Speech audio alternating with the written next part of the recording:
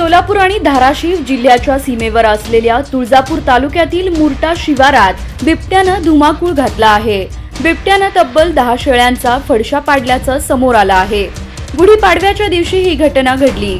यामुळे परिसरात भीतीचं वातावरण निर्माण झालं असून स्थानिक नागरिक व शेतकरी यामध्ये तीव्र संताप व्यक्त करत आहेत। मागील काही महिन्यांपासून नळदुर्ग आणि मुरटा परिसरात वारंवार बिबट्या दिसत असून तो अनेक पाळीव प्राण्यांचा बळी घेत आहे।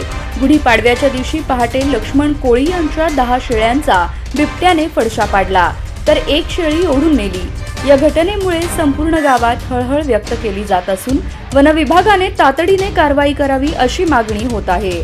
दरम्यान 29 मार्च रोजी रात्री 8:30 वाजण्याच्या सुमारास नळदुर्ग येथील आपलं घर प्रकल्प परिसरात वाघाचंही दर्शन झाल्याचं स्थानिकांनी सांगितलं। त्यामुळे या भागात वाघ आणि बिबट्या असे दोन्ही हिंस्त्र प्राणी असल्याची शक्यता वर्तवली जात आहे। नागरिकांनी वन विभागाकडे ट्रॅप कॅमेरे लावण्याची आणि त्वरित उपाययोजना करण्याची मागणी केली आहे।